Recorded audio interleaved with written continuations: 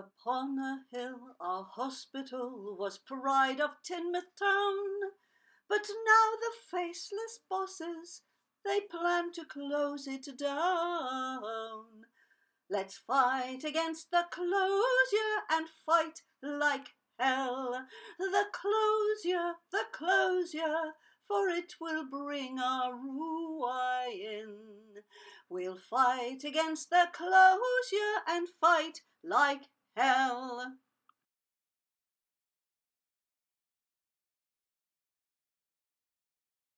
Stand by your beds, everyone. A lot of questions are about to be launched while we look at why local people have always been inordinately proud of Teignmouth Hospital.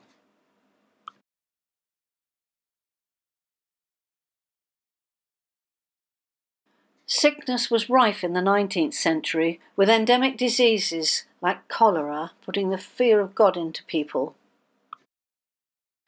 Treatment for all illnesses was provided at a dispensary in Alberta mansions. If you could not pay, you suffered. After the Great War, wounded soldiers are seen recovering in the grounds of the dispensary.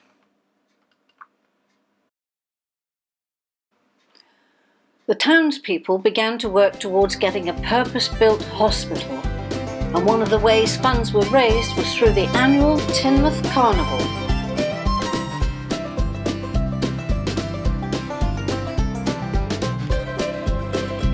All the money raised was given over towards the upkeep of the hospital. They came up with some novel ideas as well, like putting a shark on a barrow and wheeling it through town.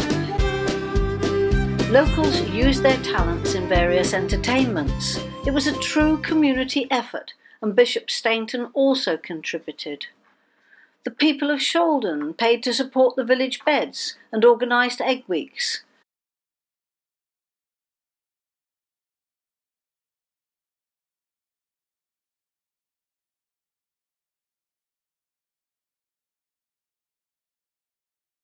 Our first was built in 1925, a place of great renown. But then in 1941, our foes, they bombed it down and stole away our hospital in Teignmouth town. All together. We lost it, for it all lay in ruins. They stole away our hospital, they bombed it down. May 1941. Financial aid is urgently needed, and £2,000 was required to establish a temporary hospital. Locals were urged to be generous in this hour of need. Hermosa House beside Lanscore Road was converted rapidly into a makeshift hospital, nurses and workmen striving side by side. The former hotel then served our town for 13 years until the NHS agreed to provide a new hospital as a matter of priority.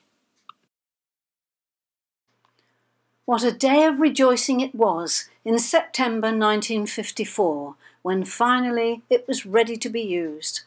The first National Health Hospital to be built since the foundation of the NHS. It was so significant that the Health Minister himself came to perform the official opening. The Right Honourable Ian MacLeod is seen here doing the honours.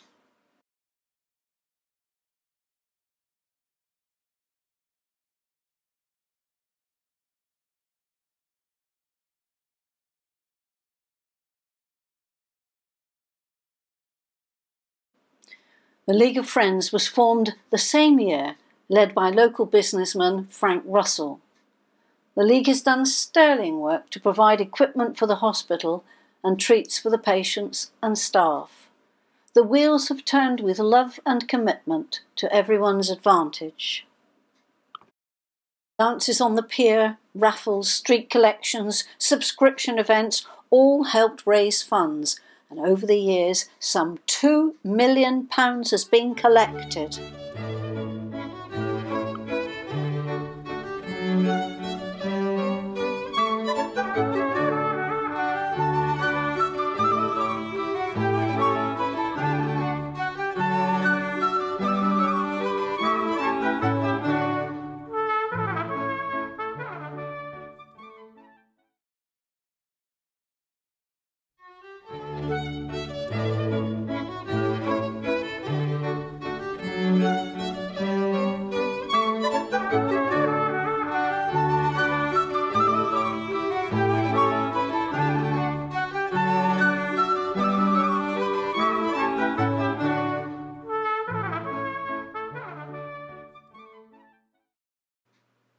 One of the League's installations were flower-filled window boxes.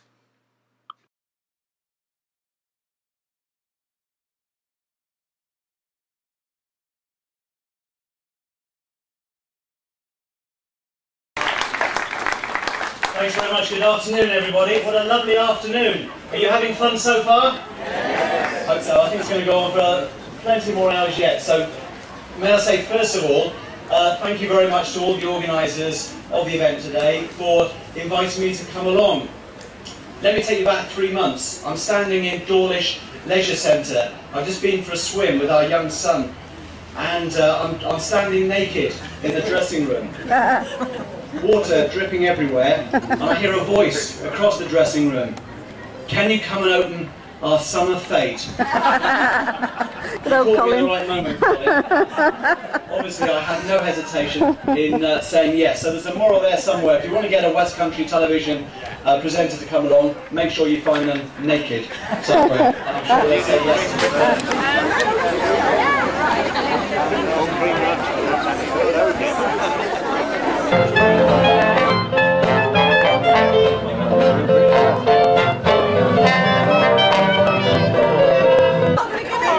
Many congratulations. Have a good evening.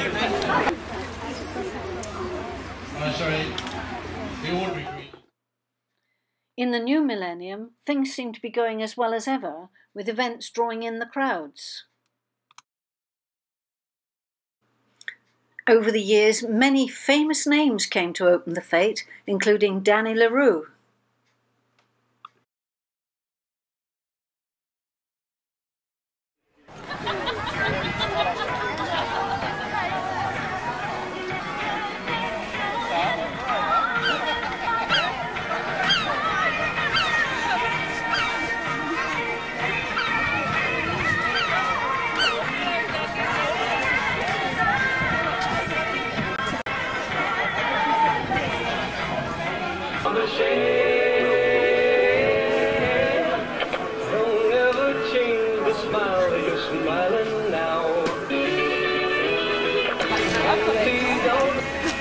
You might go.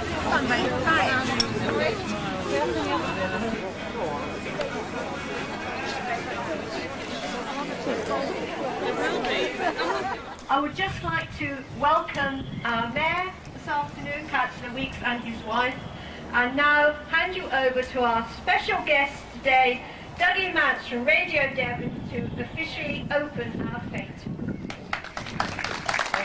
Thank you very much indeed for inviting me along here today. It's lovely to be back here in Teignmouth. What a fabulous view up here. I'll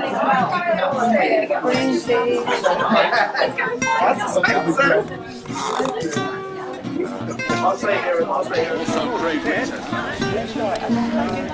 You know, education.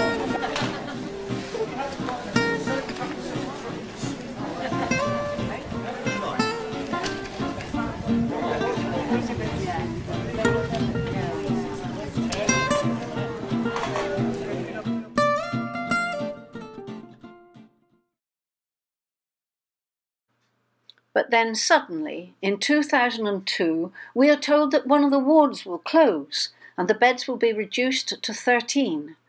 There was no stopping it, the decision had been made.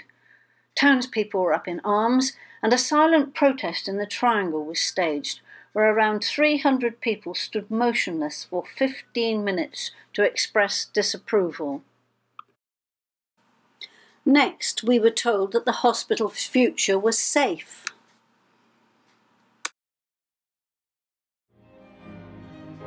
A royal visit in 2004 brought fresh hope. Edward and Sophie, Earl and Countess of Wessex, graced us with their presence.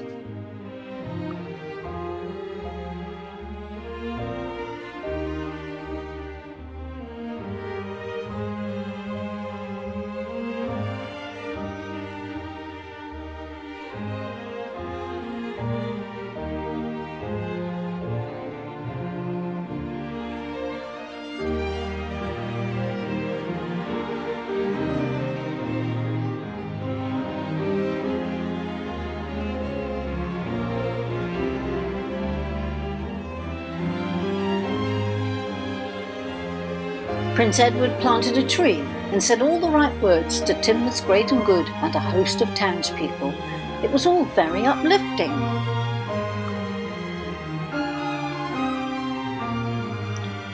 Things seemed to have settled down. The future looked even brighter when plans to build a new physiotherapy unit got underway. The best news in 2010. Despite the first construction company going bust, work forged ahead with a new company.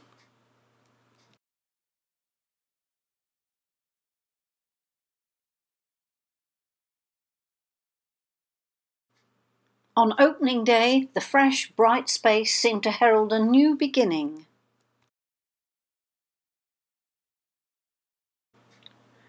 The waiting area was minimalist, yet welcoming.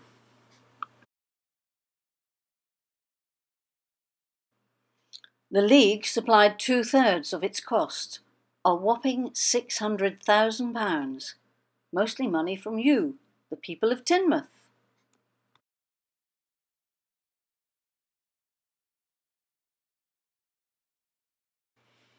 In 2014, the wonderful League of Friends celebrated its diamond anniversary.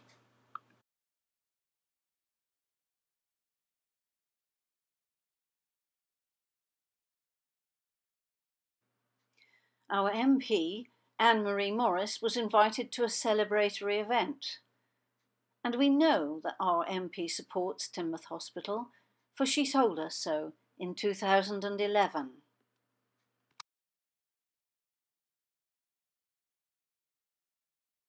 It was a great start, I think, to what is a fantastic celebration of something really, really important.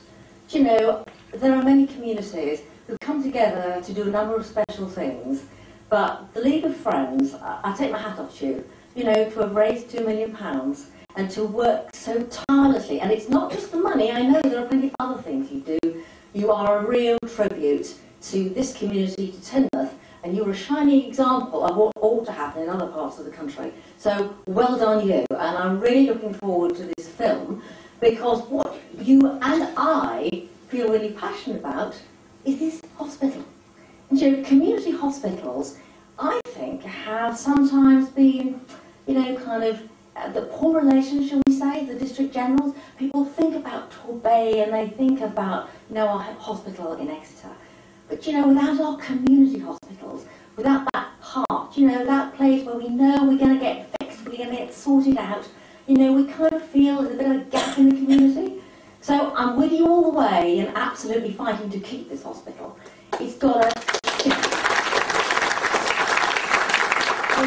very proud history, and you should be really pleased to see that as one of the very first, I think it was the first hospital, which was built under the NHS, you know, after those dreadful war years, and we're still here, you know, and we're still working, and we're still looking after people, and that is something that we all cherish, I cherish, and I'm going to make sure that we keep it. And you'll be pleased to know, as Ian says, it's about fighting the corner, and I know that I regularly bend her ear about such things, you know, just how passionately I feel about this hospital. But I'm there for you, and I will be to the day I die. The nurses' home, built on site for them to live in, stopped fulfilling its original purpose a long time since. For several years, after serving as a day hospital, it's been used by other well-being groups. Many of us have been aware for a long period that community nurses have struggled to cope with insufficient supplies, lack of space, and too few personnel on the home care teams. On the face of it, everything was going along as before. Visits from the mayor, gifts from the League, a new physio unit, all suggested that things were looking up. Anyone who knows anything about Teignmouth understands that this hospital is of national importance. It is a benchmark of the start of free healthcare in our country and should be revered and protected. Feelings run deep amongst the people who've worked there in the past. We do not want to wave goodbye to it.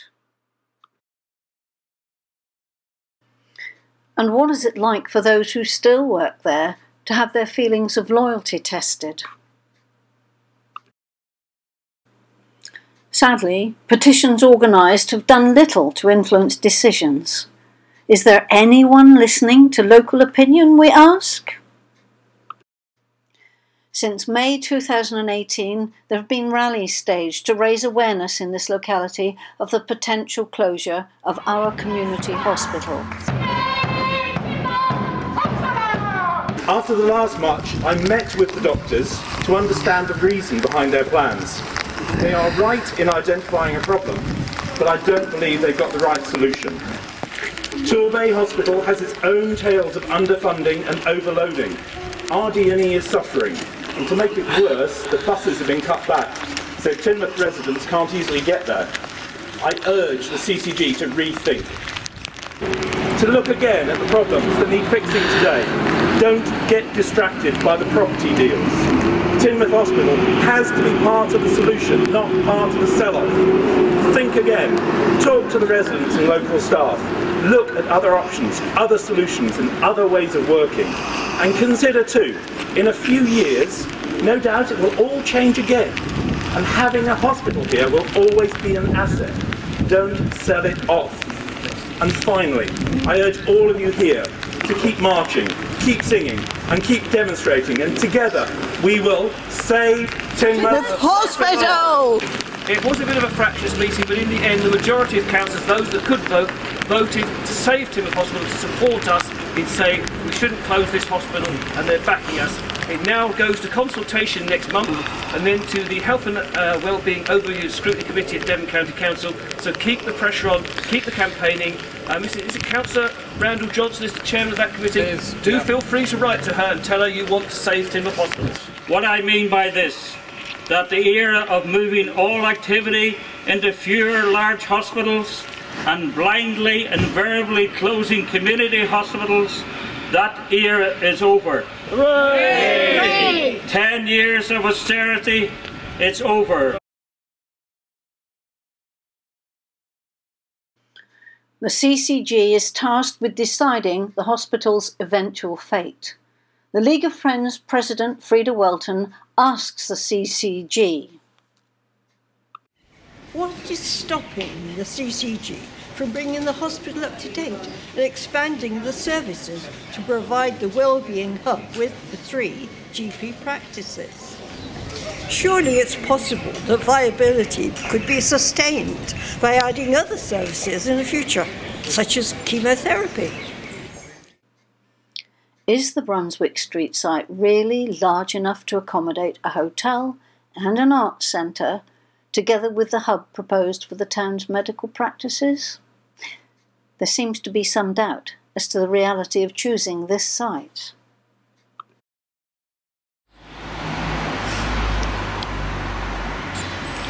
The only sites in Teignmouth identified by the CCG as practical for the proposed development are Brunswick Street and the hospital. There will be insufficient space to rehouse all the facilities in the Brunswick Street site. The implications of this will be that the current medical services, which cannot be accommodated in the new hub, would be relocated to other towns or lost to the area. If that happens, it will add significantly to the costs which patients and their families will incur when requiring medical treatments. This means greater time constraints, increased congestion, and additional pollution within the environment. Post-operative care has not been available in Teignmouth for years, and when it is needed, patients are sent to Dawlish or Newton Abbot. If they are elderly, their spouses may have difficulty reaching them for visits, not to mention extra costs of travel. Teignmouth's population has more than its fair share of over 70s, and the demand for healthcare is high. There is no nursing home here. The nearest nursing home is in Dawlish. Teignmouth hospital wards once played a huge part in recuperation. The last nursing home here closed years ago. Care in the home may be the government's way forward, and it has much to commend it, but the success of it depends entirely upon the efficiency of the care provided, and carers can only be in one place at a time. Carers are barred from performing simple first aid, such as administering a plaster if the client has cut themselves. Carers need to be more highly trained and rewarded for their efforts to maintain the well-being of those in their own home. And we ask, what service is available to clients who need overnight care? We must also be aware that our population has a visible increase in young families. Raphael, the patron saint of healing, is going to be overwhelmed with prayers in the future if the right decisions are not made. When a community has had the advantage of the best of care in the best of locations, it is well aware of the value of what has been lost already and what may also soon be taken away. We are tired of broken promises and false reassurances. Teignmouth would stand up very favourably in the comparison stakes when it comes to pride. Most of the threads displayed here are unique. So we've got Marion and Lorna's sisters here on the seafront. Ladies, do you think that Teignmouth Hospital should be saved? Absolutely, 100%. It's essential. My mother was there, my father was there. It made all the difference in the world. Absolutely. I agree with my sister totally. I watched my father lay the first brick on that hospital up there. A fact which I am infinitely proud. Teignmouth desperately needs some kind of medical facility, and that is it. It's already there. You haven't got to build it again. I can't imagine the rationale behind doing away with a hospital. Teignmouth is growing and growing and growing, and the facilities are getting less and less and less. We've asked the people of Teignmouth what they think can be done to stop closure of the hospital and force a rethink. For every problem there is a solution, and we propose the following.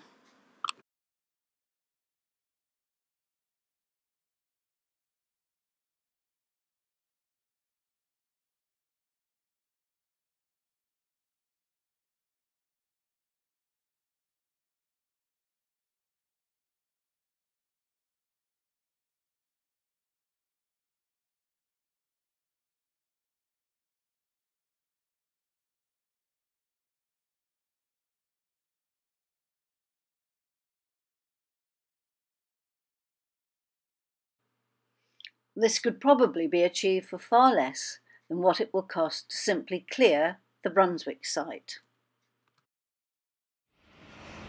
The League of Friends wants the CCG to explain the comparative costs, both capital and operational. We believe that continuity would be far easier to achieve at a gradual pace at the present hospital site, rather than by slowly removing the clinics piecemeal. Yes, Bob, but what about the physiotherapy unit? After all, it's only 7 years old. Quite, and the local people pay 2/3 of the cost of that.